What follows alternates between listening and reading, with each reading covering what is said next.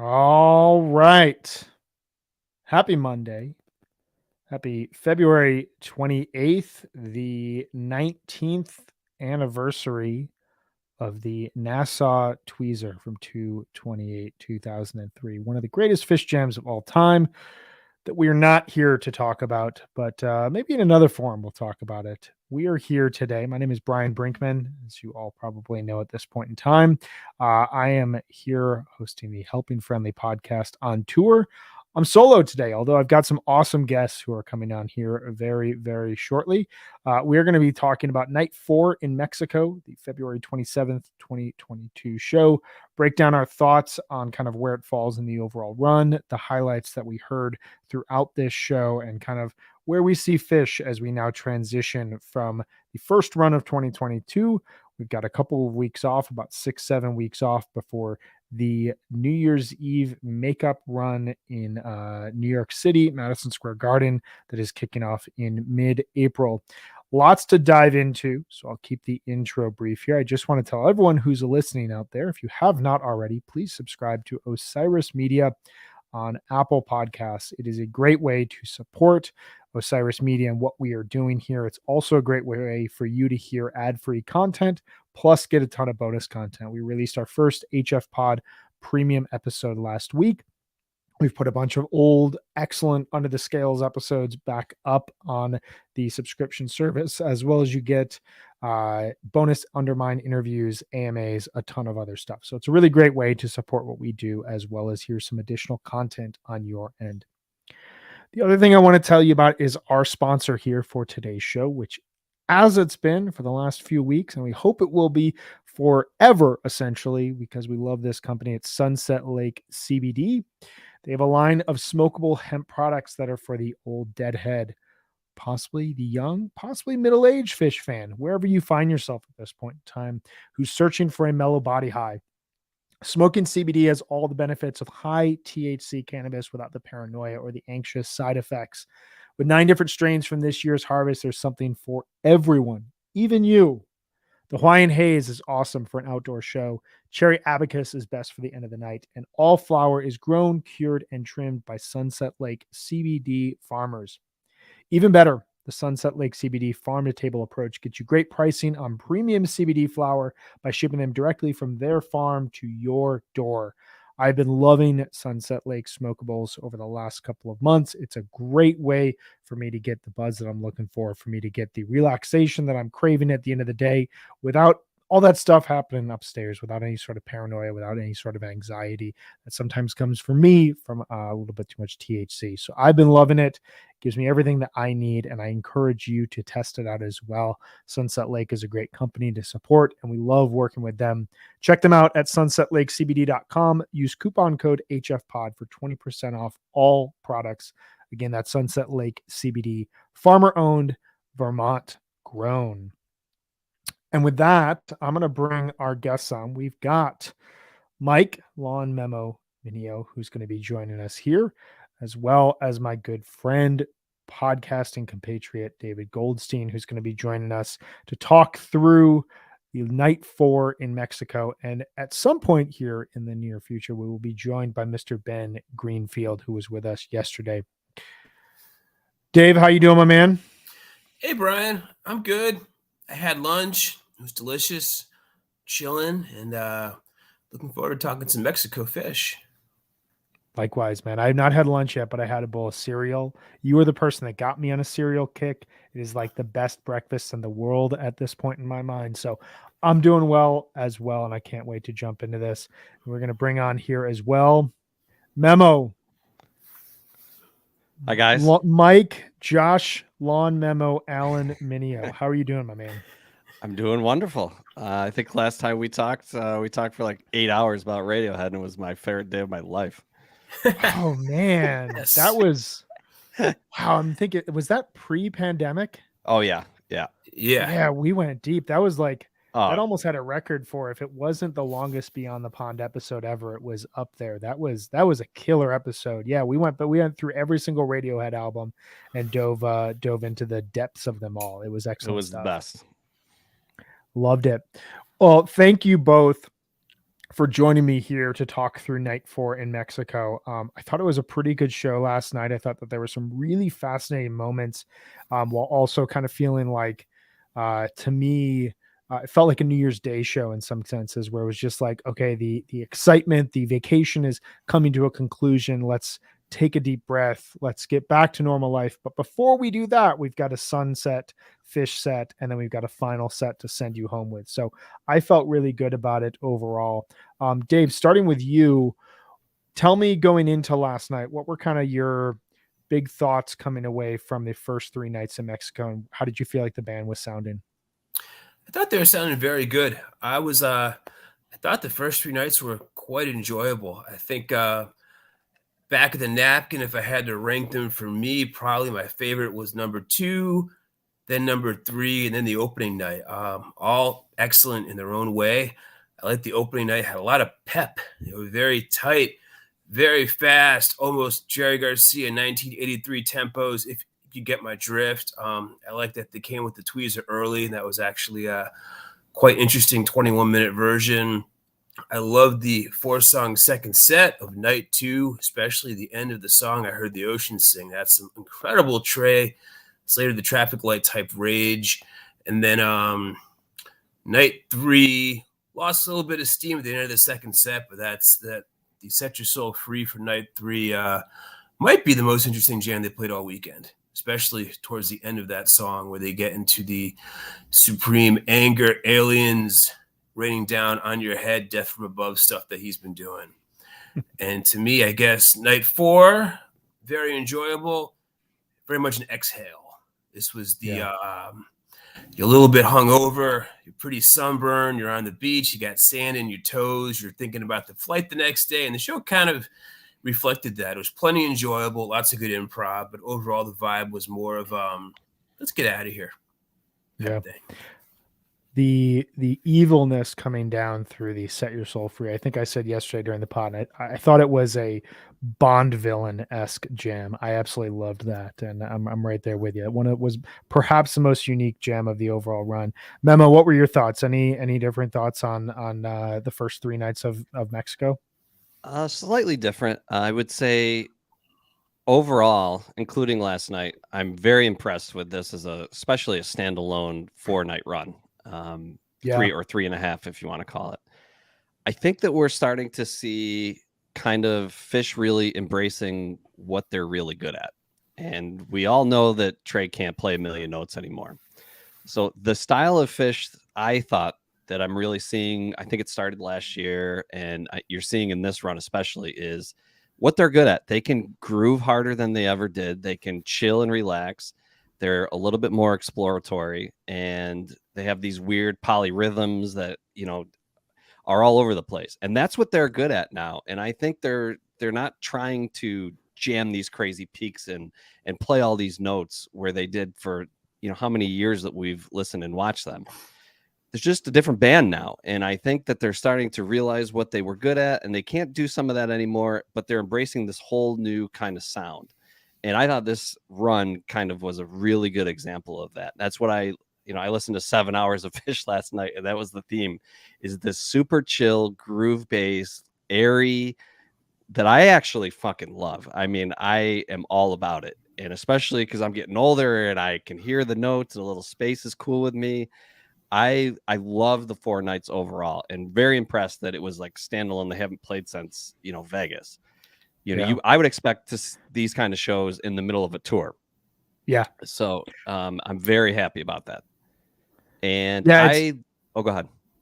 I was just going to say, it's interesting because like night 1, I felt like the first maybe 35, 40 minutes of the show were kind of all we got for an intro of kind of like that working itself back. And usually, to your point, you get that across an entire first show, if not 2 shows into the tour, and then they find their groove in some way, shape, or form. And to have them figure out by the time they played Tweezer, okay, we're ready to actually present a Tweezer to the audience. I also think it's interesting, to your point, like the fact that, and I don't know if this is intentional or not, but they seem to understand really clearly about what it is that they do well and they really leaned into that stylistically. To me, they're carrying over a lot of the effects that we heard from the previous summer fall tour that really worked well for the jamming, and applying them in melodic ways that I find really interesting. A lot of the ability to kind of just take the sounds out of the ether. Like they're very good at kind of turning something out of nothing, even just going from a silent stop. They're, like everyone's been saying, not the level of Rage. And yet, that being said, I still watch Trey's fingers, and it seems like either he's been practicing more, or I don't know if he had any finger pain in 2019, but there's more. The fingers are moving faster. They're moving cleaner. It's more deliberate. Like something was unlocked either during the pandemic or otherwise, that you're not getting the somewhat sloppiness that you saw in 2019. Like there's definitely, there's more deliberation in my mind. Yeah, there's a lot more dexterity in that. Go ahead, Memo. Sure. For me, it's crazy to me that there's a 4-song second set, and it's not my favorite night of the run. I fully expected last night for that to be it, but I was blown away with Saturday's show. The first set is phenomenal. The twist and Your Pet Cat is awesome. That is such a hard song to like try to transition to, and it was a little disjointed at the first couple notes. But what they've also done is take like a theme from a previous song, like the jam from Twist, and apply it through the next song. That's another thing they're getting really good at. So like that Your Pet Cat is a carryover from that Twist jam. It's a little bit slower than they normally play it. I just love that. It's like 30 minutes of just one song that's in between two songs. And I loved Wolfman's was unreal, like unreal good. One of my favorite versions probably ever of that song. So, like we talked about, Set Your Soul Free was great. I thought Simple was really good, even though it was a little shorter. Just the quick transition into that groove jam was spectacular. Sense was great. Cross-Eyed was good. If they had just ended the set there, I think we're talking about an all-time show. They didn't need to play anything more. They did. They didn't have to play Waste and Blaze On. Right. But then again, if you're on the beach, you want more night, and you have a drink, and you got the sand, then you're gonna want the Blaze On. On my couch, I'd have been perfectly happy with just ending a cross-side boom mic drop. Yeah. But those 4 songs are really an incredible run. Really incredible run. Well, let's transition here and talk about Sunday. And I want to bring on our final guest who has showed up backstage, Mr. Ben Greenfield, who hung out with us yesterday. This is like a Beyond the Pond reunion here on HFPod. I'm loving this. Ben, how are you doing, man? Welcome to HFPod on tour. Oh, thank you. It's great to be here. And I was just in a meeting at work, and I told all of my colleagues, I was like, look, like we have important work stuff to talk about, but I have some more important stuff that I got to talk about with my friends about fish. So it's good to be here with you guys. Good to see you, Memo. You're like making good to see you, buddy. You're making the quadrant appearance on CNN. Like you've got to make an appearance here. So I really appreciate you telling everyone at work you've got more important stuff to do. Thank you. Yeah.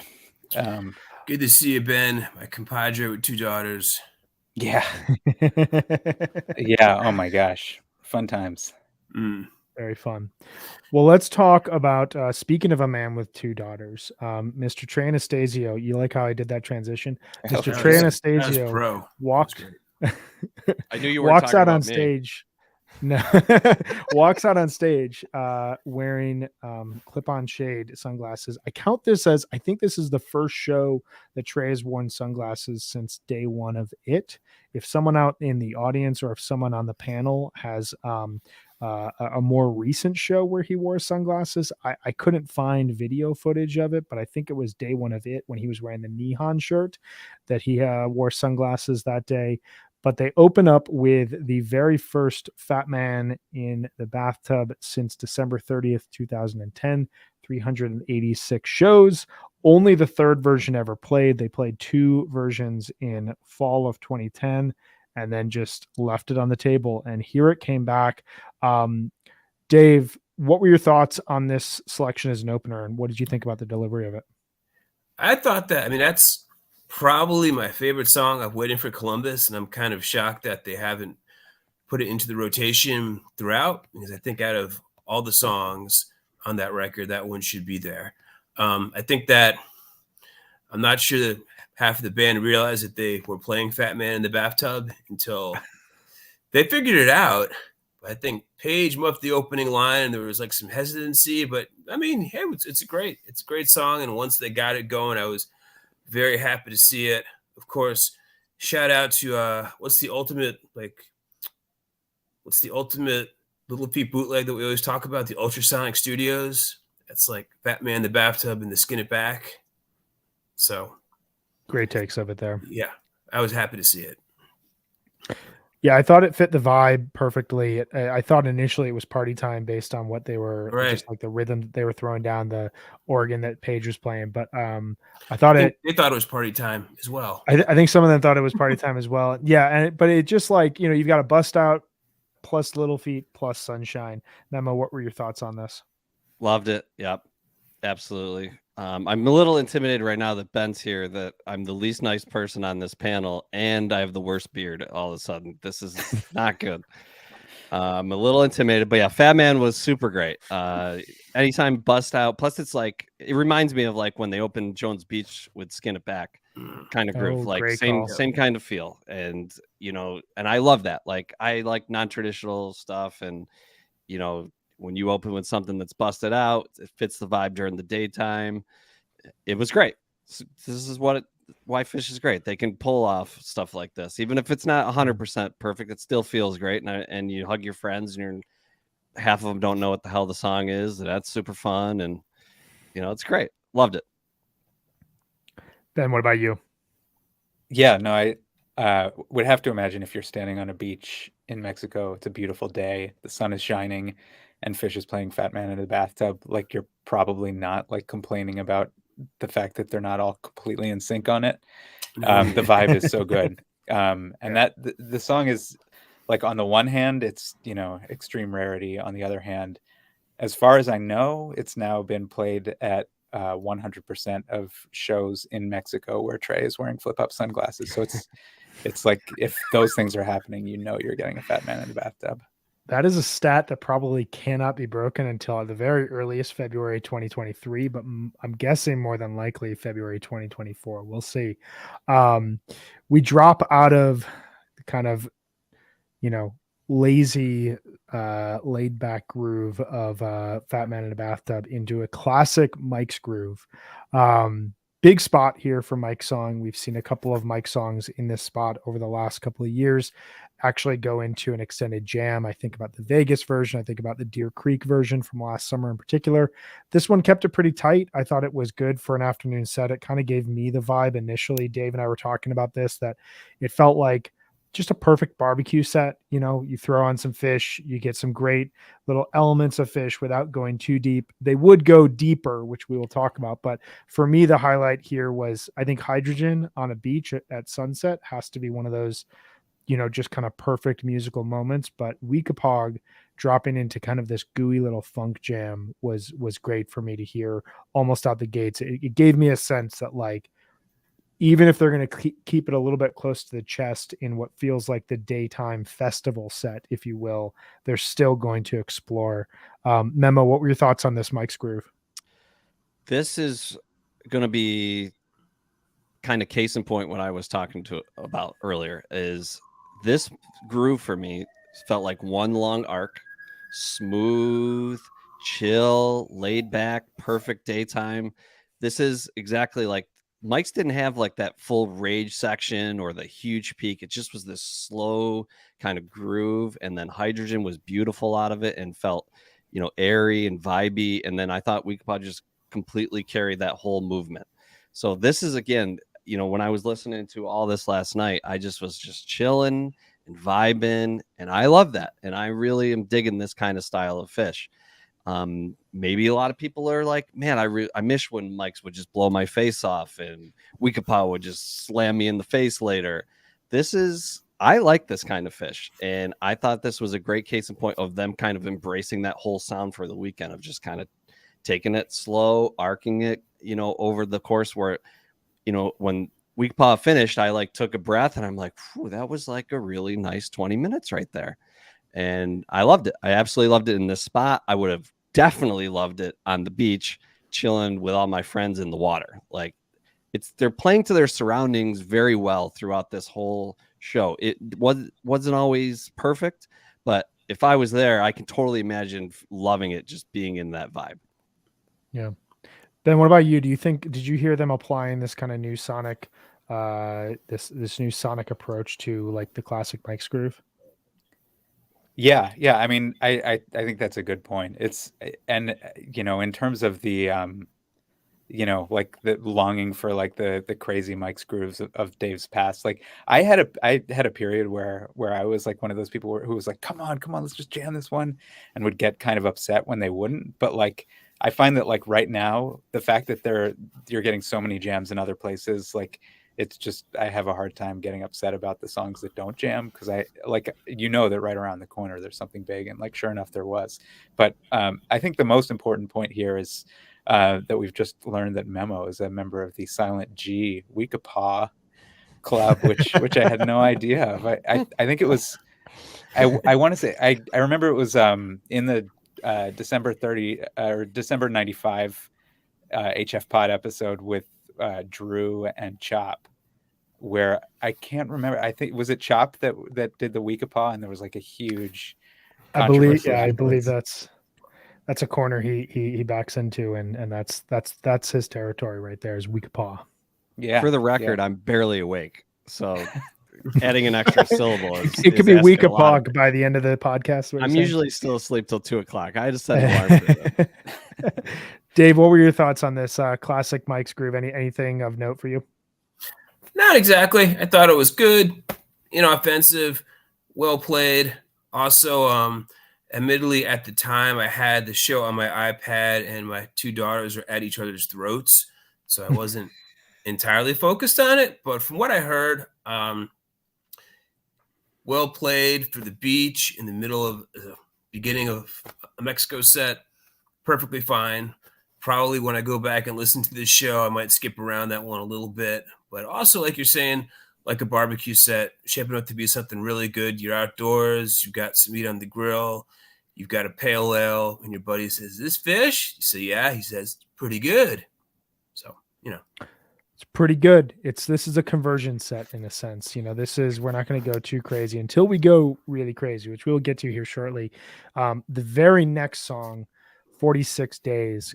My initial note when they started it was like, this is just a great call on an idyllic beachside barbecue set. 46 Days had other ideas. 46 Days is one of those really interesting Fish songs in the sense that it can be a 4 to 7 minute, just like punch you in the face, rocking song. And just like it can open a set, it can build up the energy, it can close a set, but it can also do what a lot of Fish jams did throughout this run. And that was right when the lyrics end, it drops into this weightless type of melodic jamming. This felt really diverse in a lot of cases. It felt like it could have gone on for 20 to 25 minutes, just based on the fact that every riff that Trey kept throwing out had new ideas the other band members would latch on. There was just really, really great jamming happening before an easy drop back into the song proper with some raging chords. I loved this. I thought it was a great little dip into jamming. It kind of served the same purpose that Ghost and Twisted the night before, where you just know that they're communicating, they feel really good. Ben, what were your thoughts about this 46 Days? Yeah, it was awesome. I mean, it felt a lot longer than 12 or 13 minutes or whatever it ended up being. I think because like so many of the jams on this run, it's just like immediately like the bottom drops out and they're just in jam mode. And it was great. Like I loved what Trey was doing. I loved what Paige was doing. Also Fishman and Mike doing great stuff too. Yeah, it's like this is everything that I want out of a first set from Fish. I agree. When I saw it, when I went to go back to listen to it this morning, and Live Fish had said it was only like 12 minutes and change, I said, "What? That didn't run 20 minutes? Well, okay." But yeah, to me, next to the Melt, which I'm sure we'll get to talk quite a bit about, this is easily the highlight of the set. You get some luscious, really excellent bliss jamming, and then there's a series of hard chords and heaviness before getting back to the end of the song proper. But yeah, this was a highlighter version. Plus, 46 Days has just become such a fish and showcase. He's all over the place. Like, he does whatever he wants. He's adding accents on the woodblock. He's throwing in fills. And you're just thinking, I think I compared him on Twitter to like Troy Polamalu, just running wherever the hell he wants, coming over the middle. It's just he does everything, and he somehow always finds a way to get back home. It's awesome. The man was clean shaven and looked like he got a bit of a haircut, and yet he still is raging across the field anywhere he goes. Yeah, I think 46 Days it's also interesting because, like, played by a different band with a different drummer, it's just like a straight ahead rock song. But with Fishman, there's so much to listen to that's going on behind the surface. Like, he's still holding down that power. He's still holding down so much power, but like there's so much, candy and so many ideas being thrown around behind the scenes. Memo, what were your thoughts on this 46 Days? I'm guessing you dug this based on your approval of and fascination with their current jamming style. Yeah, definitely first time we're totally in agreement that I also thought it was way over 12 minutes. That was a shocking thing for me. Excellent. I mean, and you hit on it too. 46 Days has just become this versatile thing that they can just put anywhere, and it goes so many different directions. It's never the same thing twice. That Santa Barbara take last fall was incredible in such a short time. I mean, this song it's impressive, and I think Dave nails it. It's because of Fishman, and he can really take it so many directions. I think that's a great point, Dave. It's great, and it's such a good spot right in the middle of the first set, out of like a cool Mike's groove that's laid back. This kind of threw it, a little bit harder in the jam, space, and totally dug it. It's definitely a highlight of the run. Among, it's not on the upper tier, but it's the next level. It's really good stuff. So we move into a segment of the show that I really enjoyed, but kind of felt like what you have come to expect from Set One Fish. And it's something that, like, the band in a lot of cases has really moved away from. I was going back through set lists during this first set last night. And like, you really kind of have to go back to parts of the Phoenix first set or parts of the first night of Eugene to find a first set that has like a string of songs that are just kind of like straight songs delivered to us for so much of the latter half of fall tour and for so much of this Mexico run thus far. A first set has felt in a lot of cases like a second set where you don't really know what's coming. There's no real structure imposed. You get Rift, If I Could, My Friend, and then the second version of Clear Your Mind. Kind of taking this as a whole, to me, it fit the vibe really well of what we're talking about. It felt like a barbecue set. It felt like we're hanging out next to the beach, listening to Fish, listening to them play some great songs of theirs. It didn't do too much from an improvisational standpoint, but I'm curious, Dave, what were your thoughts kind of on this segment of the show, going Rift through Clear Your Mind? Thought it was well done. Rift was Trey hit all the stuff in Rift that he's supposed to hit. Never going to be sad about hearing If I Could. That's a beautiful song. It's still somewhat rare. I think it's less rare than it once was. My friend played very well. And then with Clear Your Mind, I mean, I'm still not at the point with the Sci-Fi Soldier songs I can pick them up without hearing the lyrics. So when they started playing this cool funk groove, I'm like, is this a new song? Is this a cover? I'm like, oh, okay, cool, Sci-Fi Soldier.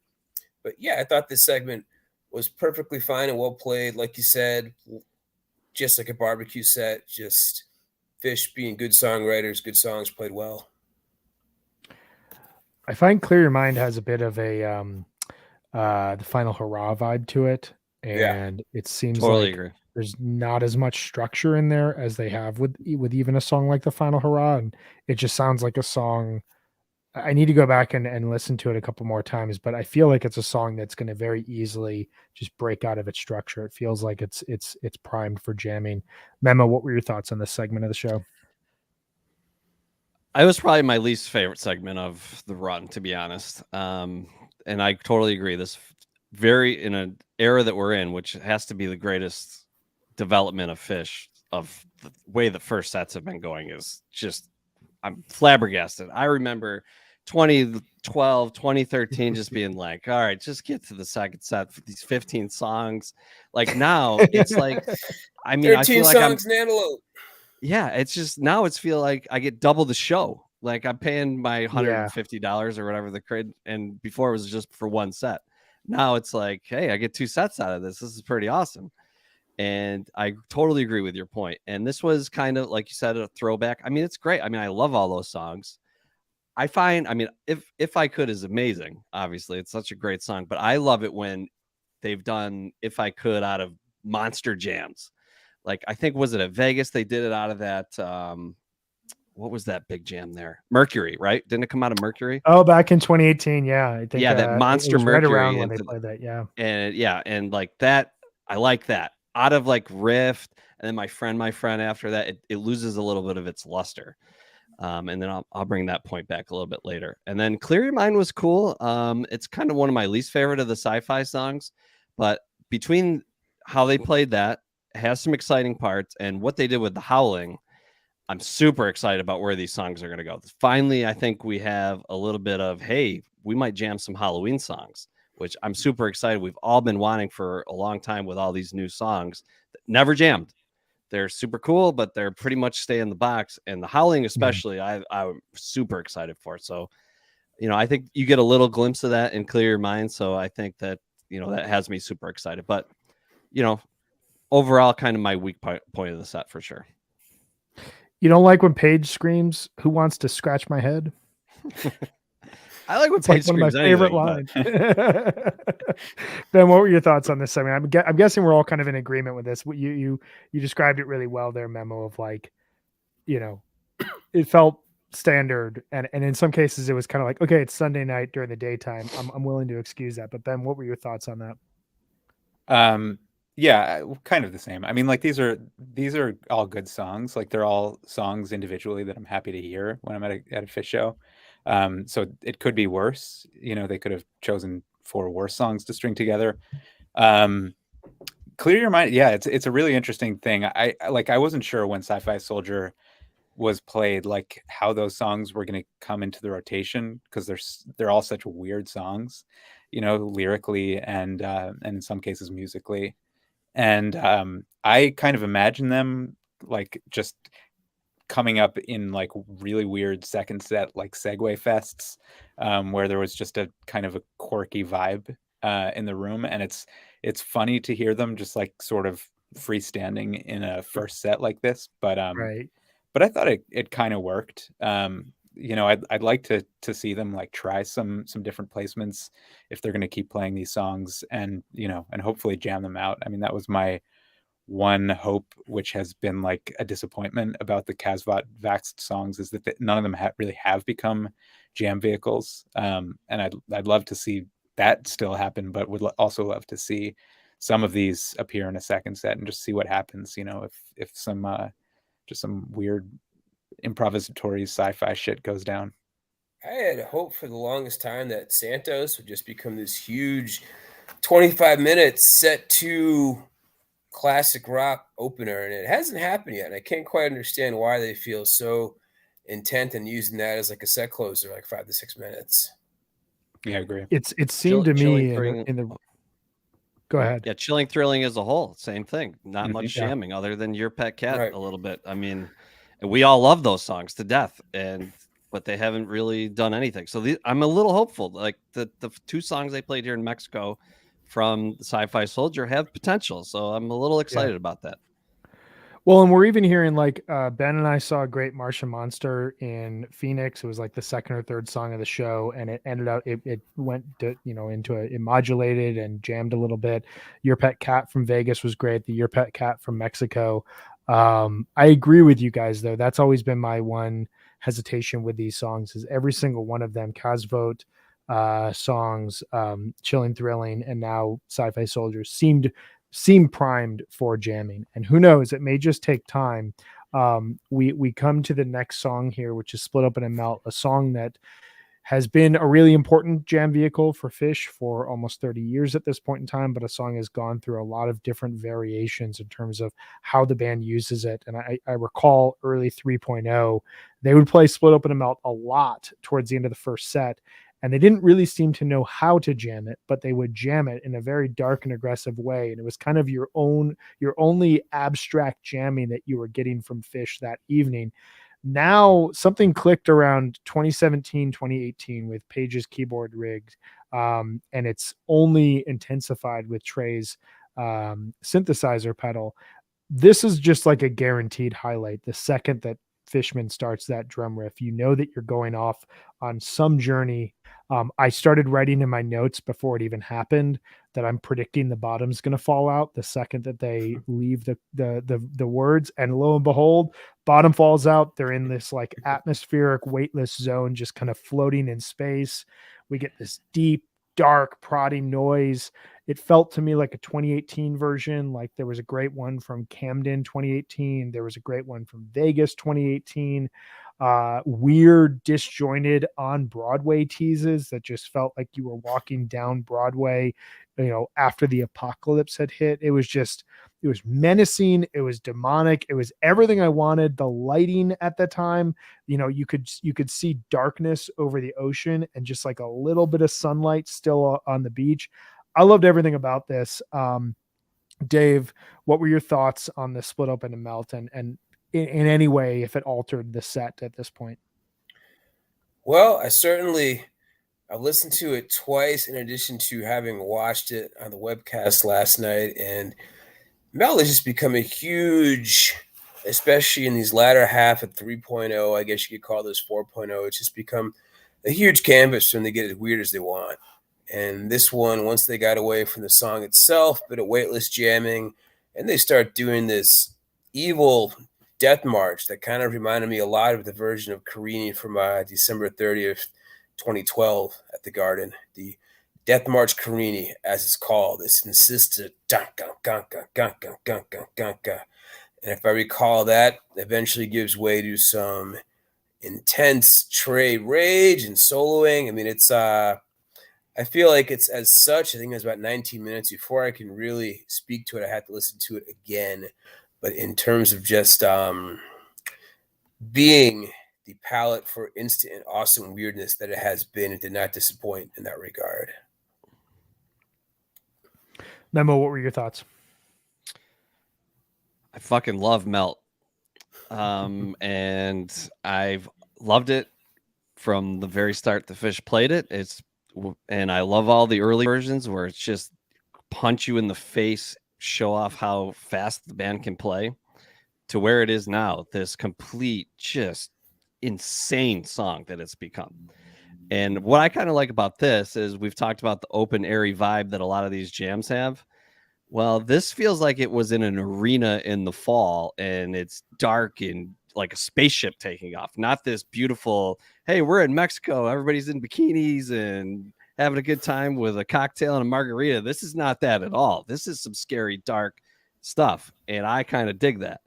And what I really like about this version is the cocktails they've all been are turning on us.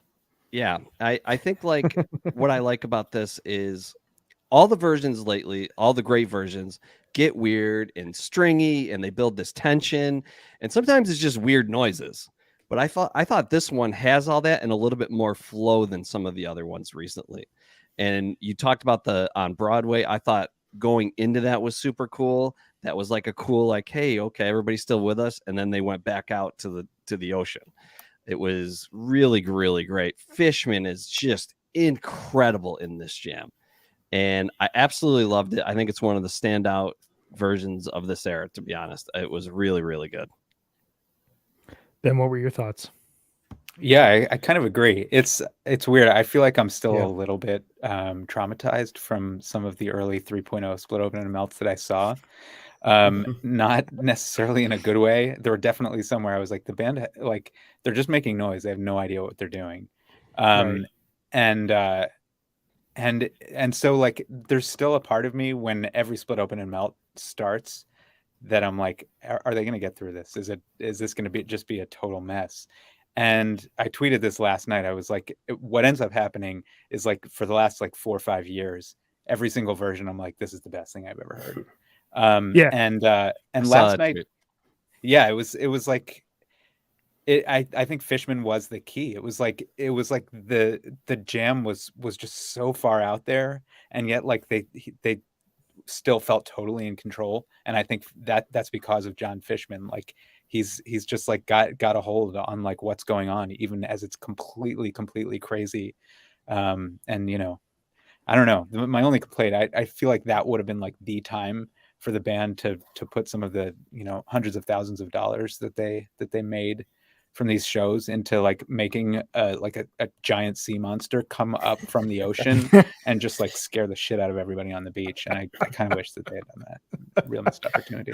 They need more props. They could use like a Pink Floyd The Wall type, some of that Roger Waters ingenuity coming up. I've been lucky enough to see that sea monster at shows before. Wow. Oh. Yeah, it's pretty cool. Those are good nights. Those are the best nights. Yeah, you know, it's interesting. I kind of Really want to sea go monster. back now that we're talking about it and listen through every 3.0 split open and melt, because off the top of my head, the version that I remember things changed was 12/29/17, where Page's synthesizers had really impacted the Baker's Dozen. I think that they played split on Strawberry Night, so very early in the Baker's Dozen. And at this point, they've made so many musical advances over the, you know, resulting 15, 16 nights of, you know, the Baker's Dozen, Dick's, and now they're deep in this excellent MSG run, and they play Split Open and Melt. And I just remember it was the first time I heard it fully connected, but I totally know what you mean. Early versions just seemed like an excuse for them to see like, let's get it as abstract as possible and not find home and just see what happens. And now they have the tools and they're better listeners than they were in 2010, 2011, and they're able to play in a manner that like really makes these, to your point, every version feels like the best version you've ever heard. There's two versions I remember kind of changing the game to go there, and they were in 2013 in the fall, and I happened to be at both of those shows, so I remember those distinctly. And one was at Glens Falls, and one was at Reading, and both of those were started to get. I'm like, whoa, this song's going different than I remember it, and it took a little while to fully evolve into what we have now. But I think those were versions I remember thinking, okay, this is a new direction for the song, and the lights are just, especially indoors for Split Open Melt, are awesome. I would add to that list SPAC 2013, July. Very good version. Yep. Very good version. Great call. Like the most abstract, weird, but just like somehow locked in version they played. One of my worst calls, I had to pee very badly. So I heard most of that from the inside of a porta potty, and I kicked myself saying, this sounds fucking great. And my bladder just, I couldn't deal with it. I thought they were going to cut it off at like 12, 13 minutes. They didn't. So we will do bladder training towards the end of this podcast for summer tour. I want to connect. So Susie ends set 1, No Man in No Man's Land starts off set 2. To me, these songs were kind of, we come out of the crazy space, you know, Godzilla should be coming up from the sea type of moment of Split Up in the Melt. And Fish reminds us, hey, we're still on a beach in Mexico. You're all still on vacation. Let's have some fun. So neither one of these songs really go off in any crazy direction, but they're kind of there to cap off the set in a really positive way and intro us to set 2 in a really happy, positive way. To me, the first real highlight of set 2 and the start of a segment that I thought was one of the strongest segments of the overall run was Everything's Right, a song that again drops us into weightlessness. Synths emerge and we're just like, we're there. Whatever's going to happen is going to be excellent. We get percussive jamming. It's kind of mid-tempo bliss. It was in line with everything that we've been hearing from the band throughout the previous 3 or 4 shows. Ben, starting with you, what were your thoughts on the Everything's Right? It was amazing. It's like it's one of those jams that doesn't go any place totally crazy. It's not off the rails. It's just like pure vibes. I thought Fishman was at his best during this jam. It's just there's something that he does where he's both groove and color at the same time.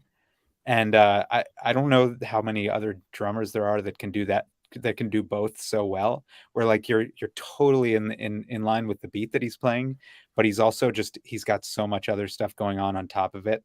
It's incredible. And Trey was just pouring out vibes during this jam. It was great.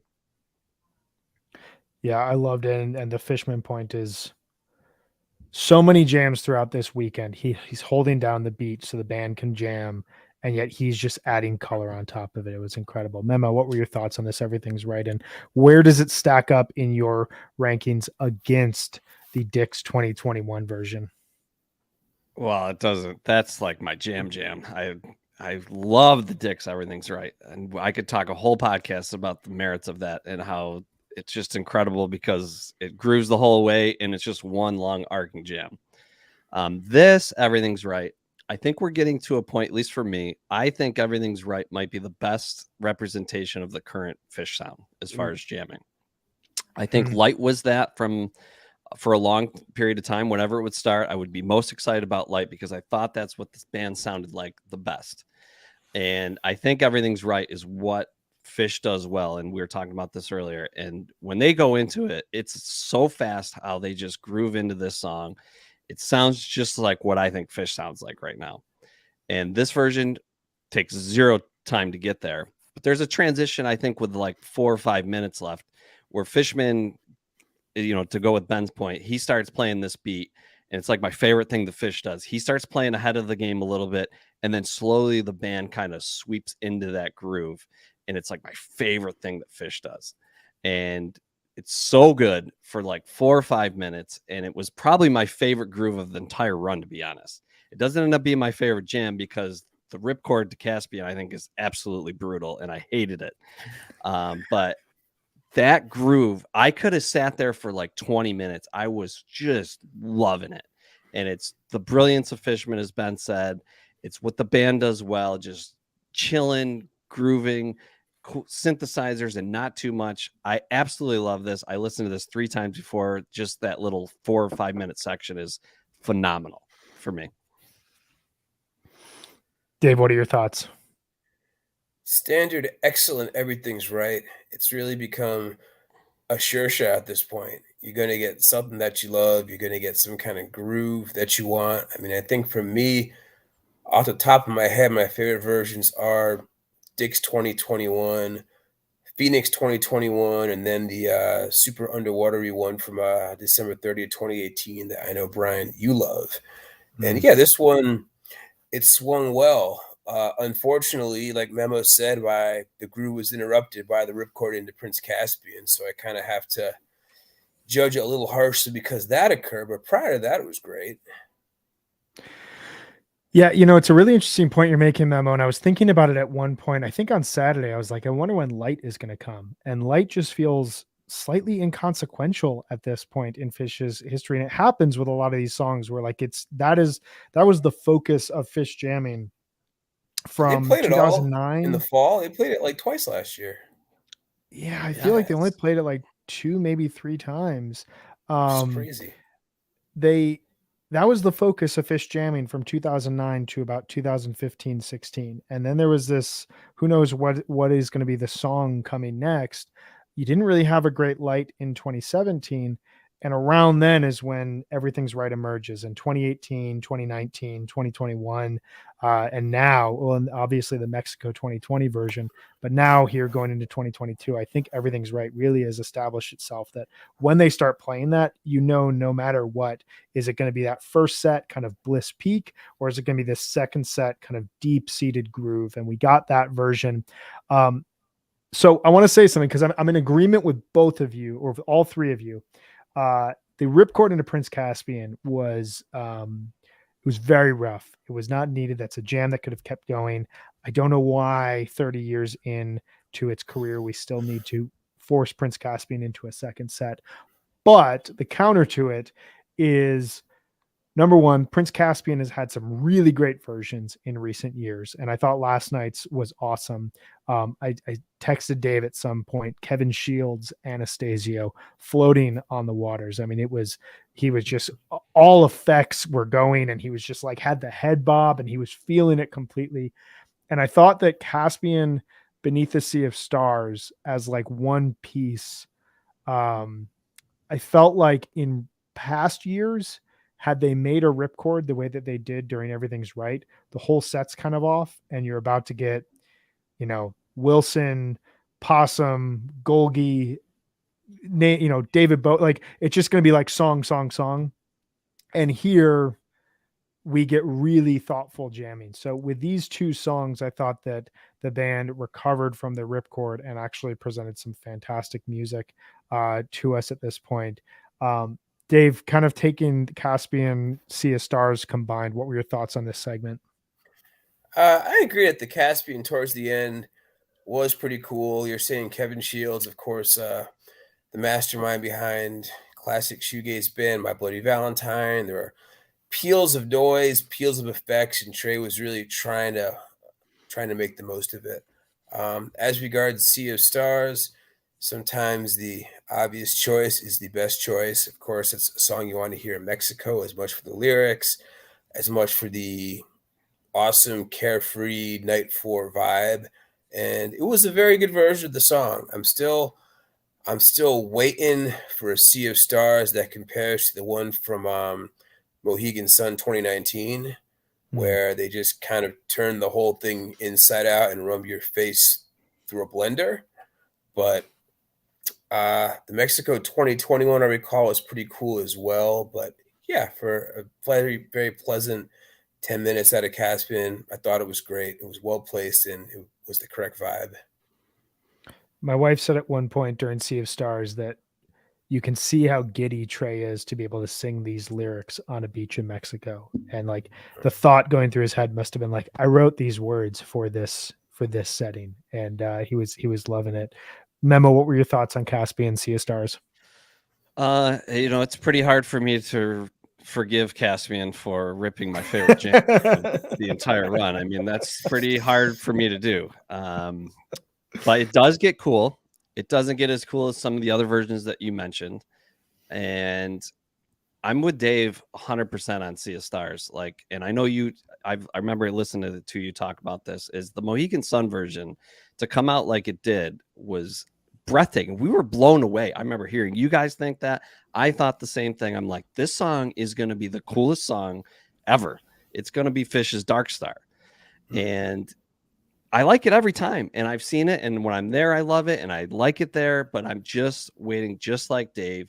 It has more potential, and every time I think it's going to go there, he just stops it. And this could have been the perfect time for it. On the beach, in the middle of the set, it could have went deep. So, awesome jam out of Everything's Right. Here, quick question. This is a favorite question I love to ask people, to go back what I was saying. I like to ask people this question. If the world was ending tomorrow, which it could, obviously, and you had 30 minutes left and Fish was going to play one song before the end of the world right now, what would it be? And I think Everything's Right might be one of the choices right now where they are. It's one of my favorite questions. It could still be Tweezer. It's how they're playing. Like, Fish is going to play their sound right now, 30 minutes to the end of the world. What song would you want Fish to play? So is this them playing a song in the current style, or is this any right now, tomorrow jam in their history? Tomorrow. So you could think about that, but that's a question I like to ask. I think it's fun. I ask weird questions. Anybody have an answer? Dave, do you have an answer? I'm still going Tweezer. Still going Tweezer. Ben, how about you? I mean, I wouldn't mind a 30-minute Jennifer Dances, but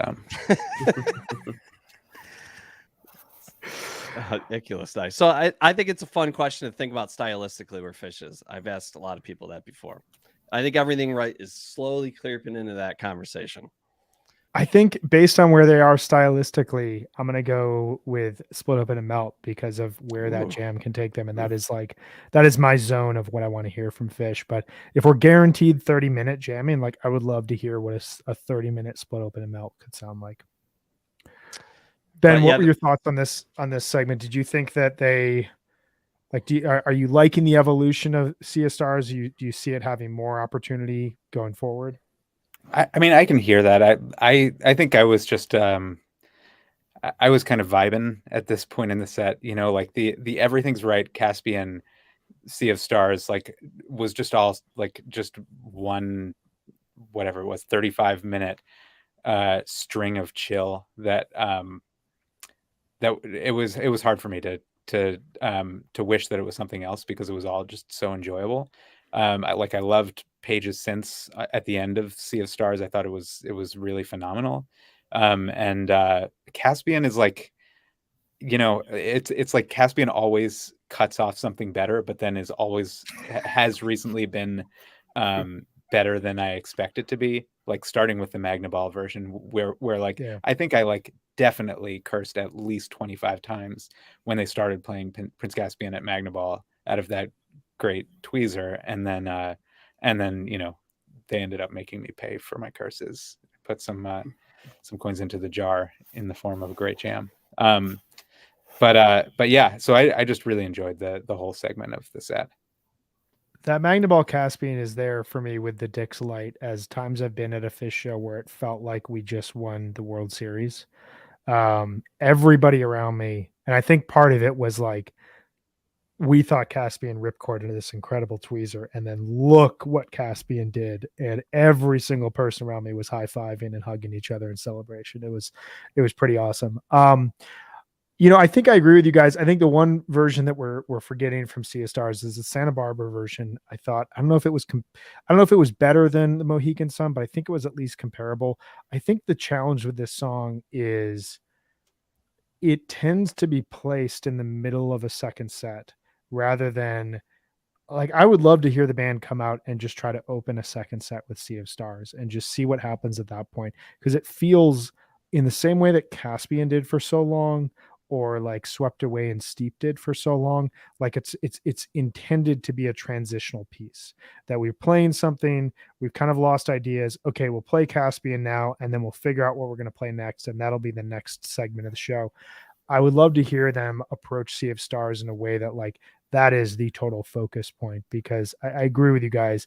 The potential of this song, honestly, like I'm gonna be kind of blasphemous here, but like I don't think any song has the open-ended potential aside from Tweezer as Sea of Stars does. Like there are no rules. There is no reason that song needs to come back home. It could just go out and it could jam. And I think Memo, your Dark Star comparison is very apt because that was the initial vibe that I felt like it's just them floating in space playing this music. We moved then into Golden Age. At this point, I kind of figured, and I know Dave, we were texting, like at this point, it kind of felt like we're starting to wind down. And I felt like Golden Age was a pretty big pick here because either it's going to be 8 to 11 minutes, it's going to kind of bob along, and then we're going to go into these final 3 or 4 songs to close out the set, or it's going to do what it did last night. It's a real bubbly jam. You get that drop out into weightlessness, but all 4 members are just kind of letting the jam guide them wherever it takes them. You get some darkness, and you kind of move into that Dick's Catapult Machine vibe that we got back on September 5th, 2021, as the jam moves into Lonely Trip. I thought this was a very diverse jam. I thought it was very methodical. I thought it was a great combination of this new style that we've been hearing from Fish while also offering, I don't want to say plinko type jamming because that felt so confined to a specific era, but this kind of rhythmic, bubbly type jamming that I greatly enjoy. Ben, what were your thoughts on this Golden Age? Well, I feel like a broken record. I loved it. Yes. So like set The list problem when wise, Fish is playing well. I know. It's we all get boring. But it's still fun to talk about. But it felt set list wise very similar to the Cross-Eyed from the night before, where you know you're like very deep into a very jammy second set, and then they bust out like a high energy cover that usually goes into a big jam late in the second set, and for the first like 10 minutes of this golden age, I was like, this is great. You know, like Paige is leading the jam. Trey is just like doing this ferocious rhythm guitar, and I was loving it. And then they took this crazy left turn into like Sea Monster Reprise, and man, it was like this was like it felt like the world maybe was going to end. And I was totally on board for it. We were texting and doing some like kind of SMS high fives about just how evil and crazy this jam was, and how much it broke with like the chill vibes that they had established throughout the set. And it was just really cool to hear. Memo, what did you think about this golden age? I know that nobody has convinced me of a jam more than you convinced me of the Maple golden age. So I'm forever grateful for you for that. But what were your thoughts on this version of golden age?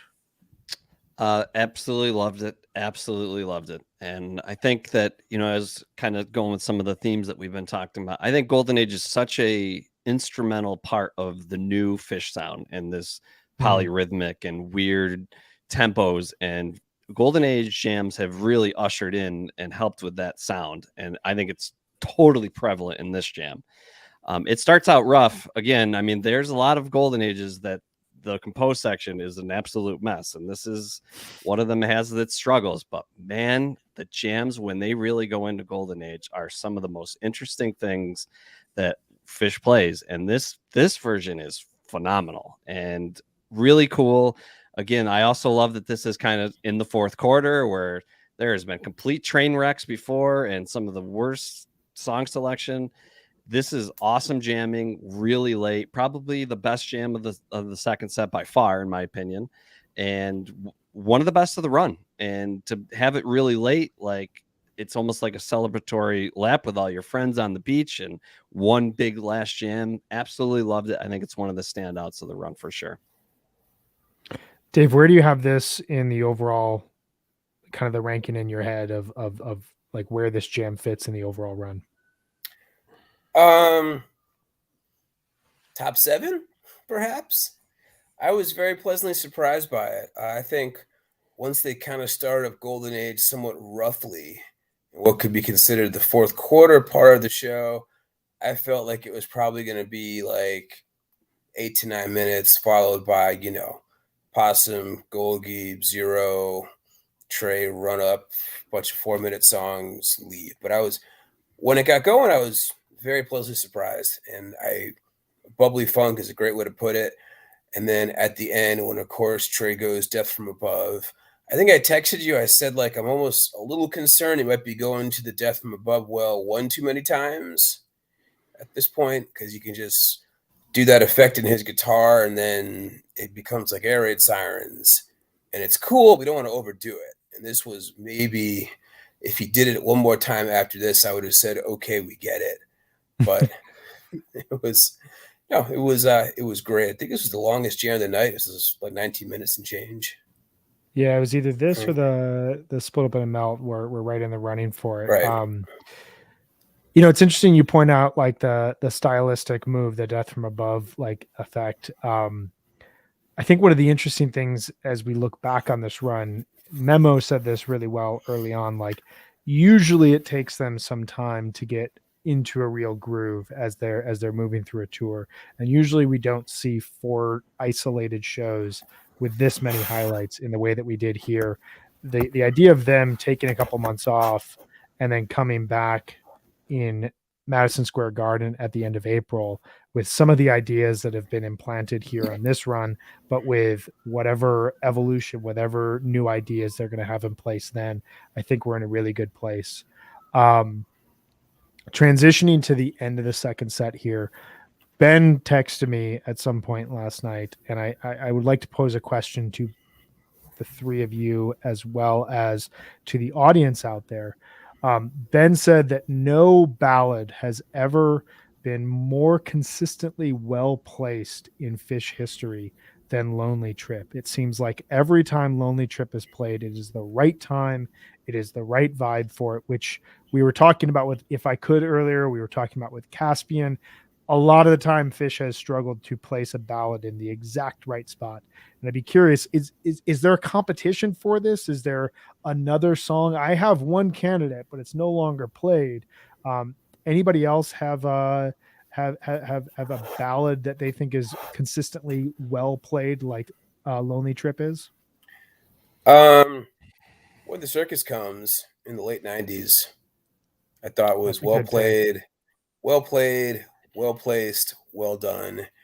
They don't really play that anymore. Certainly, I agree with Ben that Lonely Trip, in addition to being a fantastic song, is really well placed. Circus is a good call. Memo, you got any thoughts? Maybe Mountains in the Mist. They don't play it as much. Billy Breeze also seems to always be in good spots for me.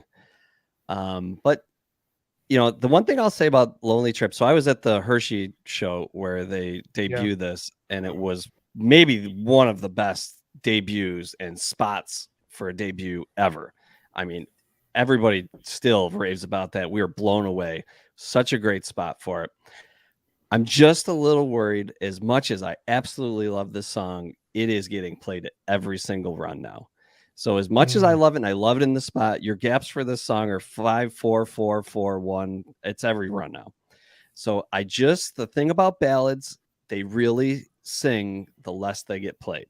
So if you start to jam it down our throats, it's going to lose a little bit of its luster. I still love it. I loved it here, but I'm seeing a trend where, hey, everybody loves this song, so we're going to play it at every single run. It just gets me a little worried because I don't want to lose any love that I have for it. And I've seen Fish do this with other songs before. But it's great and it's awesome and it's cool here, but I'm just a little scared going forward that's going to be every single run. Just going to say that. It's an interesting point because, like, lyrically, that song speaks to the vibe of the last 2 years better than almost any Fish song. And I almost think of it in the sense of when they came back and they played Joy, like no song spoke to the way that Trey felt about being back with Fish the way that Joy did. And they played that at every single run in the same sort of manner. And for a while in early 3.0, that was the only ballad you were going to get. Like if you got a Mountains in the Mist, if you got a Life Boy, you were like, holy shit, they played that, because every time in the ballad spot was Joy. It'll be an interesting thing to watch. I hadn't thought about it that way. The option I was going to throw out is just a shameless beg for the return of Thunderhead, only based on one performance being the 7/29/2003 performance out of what I consider the greatest jam of 2.0, which is that Cross-Eyed and Painless. Other great Thunderheads, but that placement is just absolutely perfect for me. Lonely Trip I thought was great here. Harry Hood, though, I thought was a really fascinating jam. It does what every jam of the weekend did. It kind of fades away. It builds up. Structurally, it's already built that way. I found it interesting in the same manner that Slave to the Traffic Light was played the night before. These are songs that, like, the built-in structure is we give you an intro, we let it all bleed out into essentially nothing, and then we build it up to this peak, which is a huge technique they've been using this run. I thought this was like a type 1.5 jamming where it sounded like it moved away from Harry Hood and came back with essentially seamlessness. And to me, a song like Harry Hood to be continuously played with this many new ideas, this much adventurism, while still retaining the magical parts that make the song so special 40 years into their career is just such a telling moment. And what a great way to cap off this run. Ben, what were your thoughts as they closed out this set? Yeah, it's kind of Hood has had such an incredible run, especially for the fact that it's been around for so long. Like at this point, almost every single version of it is really interesting and really new. And yeah, we have had some recent versions that have gone a little bit farther out, but the fact that this one went as far out as it did, and it was shifting between minor and major. Trey was doing some stuff that he doesn't usually do in Harry Hood, and yet like they totally retained control over it. They brought it to a really good peak, and everything about it was compelling and really good. It's cool that they're doing this. I mean, even in the late 90s, I remember Harry Hood was always a great song to see live, but it wasn't as exciting. You know, you didn't, there wasn't as much uncertainty about where it was going to go as it is now, like 25 years later. It's crazy.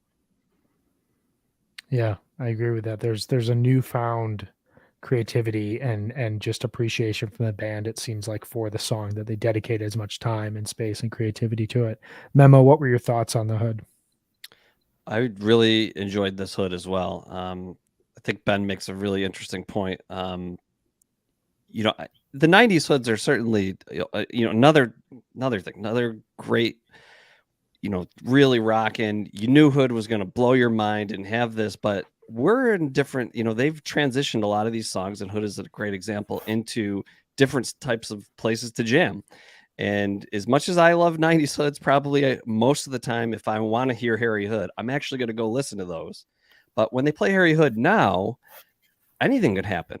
And that's a really cool feeling, and something that I certainly enjoy seeing at a concert. I really thought this Harry Hood was excellent, and was like a great recap of the way the band sounded the entire weekend. Like, it was just kind of like the last page of the book, and we're like, okay, let's revisit all the characters in this play and finish it off. And I like when Phish does that. It's just kind of one last, hey, this is how we sounded all weekend. We're going to finish it off with one of the classics. And I really thought it flowed just incredibly well, and totally my type of jamming. It was an excellent version. Completely agree. I love the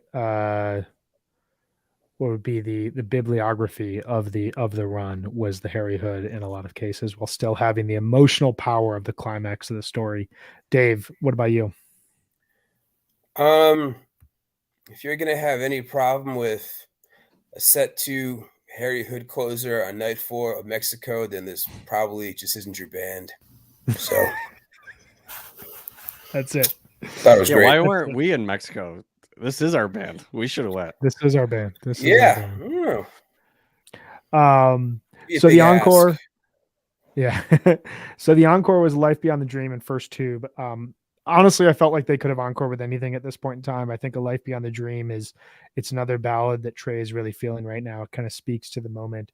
And First Tube, aside from kind of the riffing flub right at the start, is just one of those songs that gives you a great send off. I know Ben and I saw a Lonely Trip First Tube encore at Chula Vista, and it just felt like you're being sent off into the night. You feel victorious. Your guitar player is a rock god after, just the well of noise before his guitar goes over his head. It's just a great way to end it. I don't know if you guys have any specific thoughts about the encore here. I just thought it was a solid way to send us all off. Light Beyond a Dream is really one of Trey's best recent attempts at like a Broadway showstopper ballad. I mean, especially the studio version on Sigma Oasis with the like string charts, the down heart strings is awesome. But with Life Beyond the Dream, the only problem with it is, much like the Bob Weir version of Miss You, is that once you've heard the James Casey tab version of Life Beyond the Dream, no other versions compare. But other than that, that's such a good call. I thought I was the only cheerleader for that Bob Weir Miss You. It's so good, and it does kind of ruin every other version of it. I want to hear Weir sing all of the Trey ballads now. And I want to hear James Casey sing a duet of Life Beyond a Dream every time. But seriously, that was great. I mean, no one is ever going to be sad hearing First Tube. That's a good way to rage off into the night. And with that, we close out Mexico 2022, a very successful 4-night run. I loved this run of music. I think if I were to just go off the top of my head, I would rank it as night 2, night 3, night 4, night 1. But none of that is to say, I think there's a ton to go back to and listen back to. I have my playlist already set up of my favorite jams of 2022. And just for reference, all I have is Mexico, and I have 29 songs on there already. I think there were a ton of huge highlights, ton to go back and sink our teeth into. The Tweezer from night 1 was fascinating. 4-song second set on night 2. a really excellent Wolfman's Brother that I stated yesterday on the pod. I think it was the best Wolfman since 12/29/98, and a diverse, laid back send-off show on Sunday night that featured some great eye candy from the band, some great, just looking at people hanging out on the beach side, listening to Fish, plus a pretty fluid second set. I thought this was great overall. Ben, any final thoughts about the run? Yeah, no, a lot of highlights. And my main highlight was probably the mull from Saturday night, but I assume that was number one on your 29 song list. I'm so happy that the band is going to be back in less than 2 months, because they got, as they have for like the last 7-8 months, they have so much momentum. Yeah. Memo, any final thoughts on your end? Very impressed overall. I think I'm mixed. Like I said, I think the band's really embracing what they're good at, and what they're good at is jamming right now. And I'm all about that. My license plate is 20-minute jam, and I'm ready to roll on all fronts with that. Could not be more excited about MSG.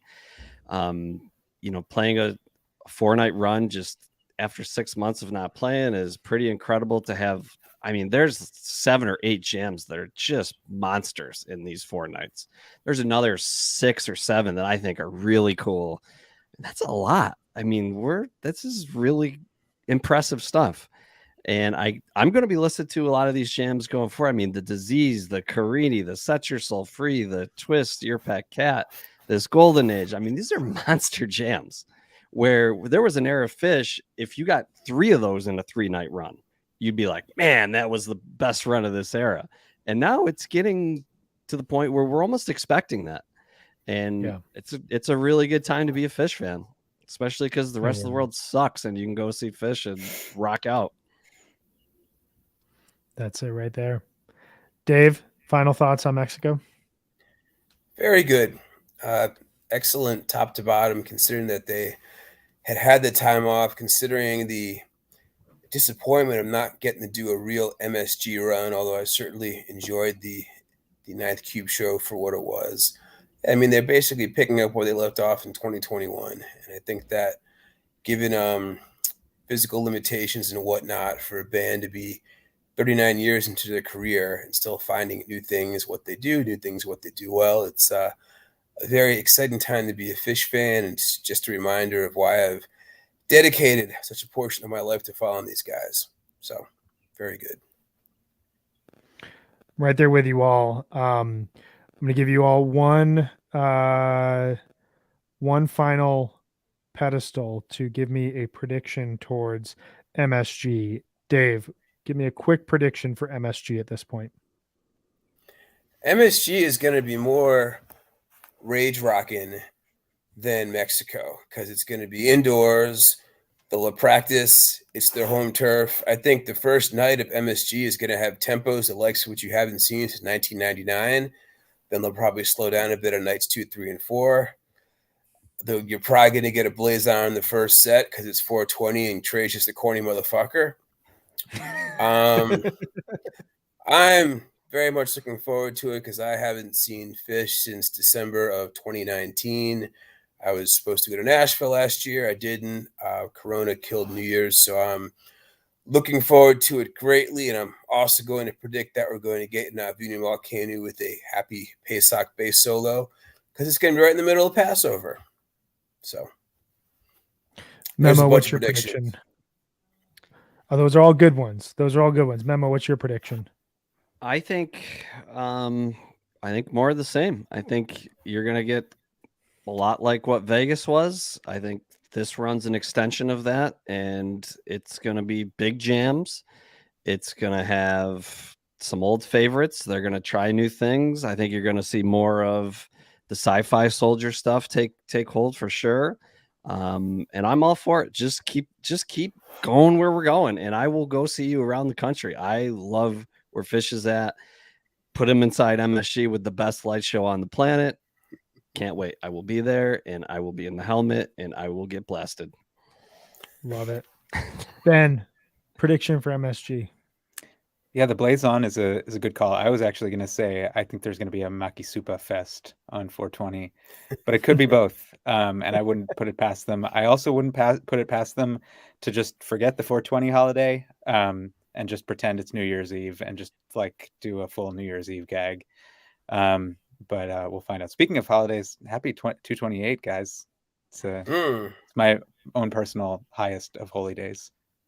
Happy 228. Everyone go back and listen to the Tweezer and also the Bathtub Gin. Bathtub Gin never gets the love that the Tweezer does. That's an amazing Bathtub Gin. I celebrate show. February. It's like a top 20. The whole show. It's top 25 show. 100% agree. 100% agree. Amazing show.